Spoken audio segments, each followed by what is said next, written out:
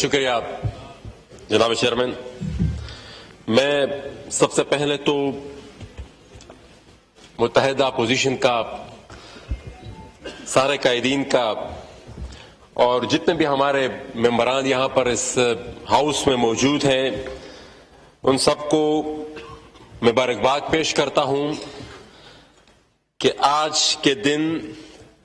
ہم نے اس ہائیبرڈ رجیم سے چھٹکارا حاصل کیا ہے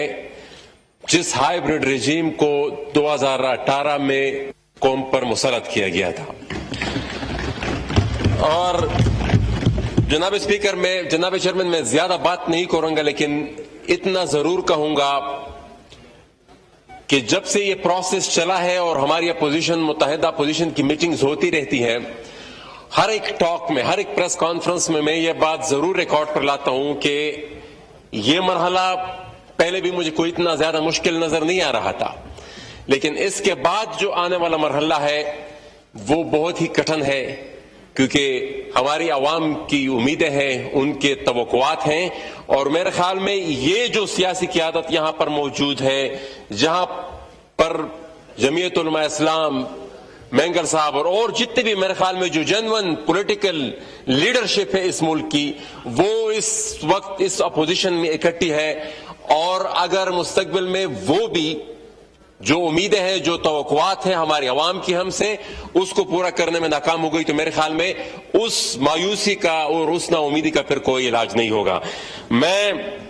یہ بھی کہتا چلوں کہ وہ تمام سیاسی قوتیں جو کسی نہ کسی بھی شکل میں بیساکھیوں کے انتظار میں اور بیساکھیوں کی مدد سے یہاں پر آنے کی کوشش کرتی ہے، ان کا یہی حال ہوتا ہے جو آج ان کا ہوا. میرے خیال میں آج ان سب غیر جمہوری سوچ رکھنے والے لوگوں کے لیے یہ آج کا دن نشان عبرت ہے. یہ پچھلے 3.5-4 سال جس طریقے سے گزرے، میڈیا کے لیے یہ دور بدترین تھا. ہمارے بھائی، ہمارے بہنیں یہاں پر موجود ہیں، جس طریقے سے ان کو ہراس کیا گیا، انسانی حقوق کے حوالے سے بھی یہ ایک بدترین دور تھا. پولیٹیکل ورکرز کے لیے بھی یہ سیاہ ترین دور تھا. جس طریقے سے بغاوت کے مقدمات دڑا دڑ سیاسی ورکرز پر بنائے گئے، اور جس طریقے سے میرے خیال میں آدھی کی اپوزیشن تو یہاں پر اس وقت بھی ایگزٹ کنٹرول لسٹ میں ہوگی. جس طریقے سے انفورسڈ ڈس اپیرنسز میں اضافہ ہوا، اور جس طریقے سے پشتونخوا سے لے کر بلوچستان تک طلباء کو اٹھایا گیا اور لوگوں کو غائب کیا گیا، یہ تمام ایسے مسائل ہیں